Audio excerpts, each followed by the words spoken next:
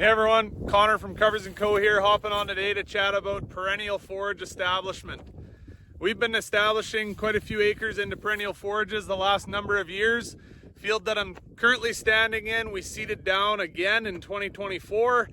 We had originally seeded it down in 2022, but had some really bad weed pressure and a poor germination to start things off that year. So we took it out of production for a year, cleaned the field up, and then was set in a good position to start off last spring. So we seeded these perennial forages down. I'll get a little closer here on the video of what the field's looking at like today. Kind of hard to see from this camera view here, but I'm really happy with how things are looking. Middle of April we are today. So this field was seeded May 17th, went down with a full rate of full season cover crop as well. So we put full season down at 60 pounds an acre, and then we followed up with our old 6800 Borgo drill at about 12 pounds to the acre of this 70% grass, 30% legume pasture mix. So we're going to be predominantly using this field for moving it into our rotational grazing system in the future. That is the reason we're utilizing a little bit higher percentage of grasses right off the bat. Just opens up a lot of opportunities for us on a stockpiling ability and locking in higher quality forages. Another thing we did out here in this field, we actually rolled the field after seeding the full season and the perennials because we utilized the full season crop here for silage this year. So we had the silage crew come in at the end of July and harvest this crop about at 60 days post-emergence. I would say right around there.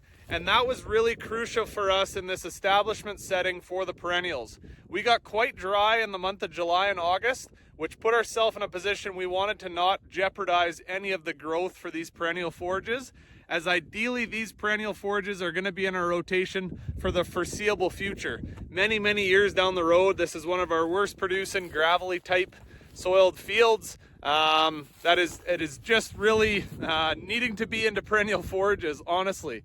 So we wanted to open the canopy up at the end of July and give as much opportunity as possible for sunlight to hit those young perennial forages so they could get their feet under them, shoot some roots down, and really be in a good position moving into the winter.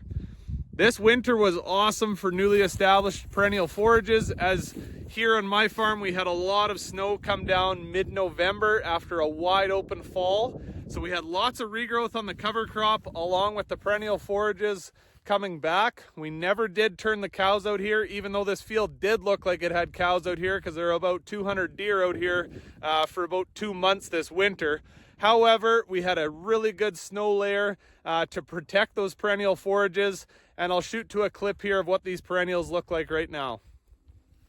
So these perennials are going to be moving into our grazing system this summer. We'll ideally let this crop hit a point of maturity to try and increase our seed bank right off of year one, and then we'll do a graze with the cattle and likely just once over this summer out here. We just want to get the root systems of these plants in a really good spot so that we're resilient moving forward into the future. We don't want to jeopardize any of these perennials in year one of sole production, and hope that they can be in our grazing system when we don't need to add inputs into this field for the foreseeable future.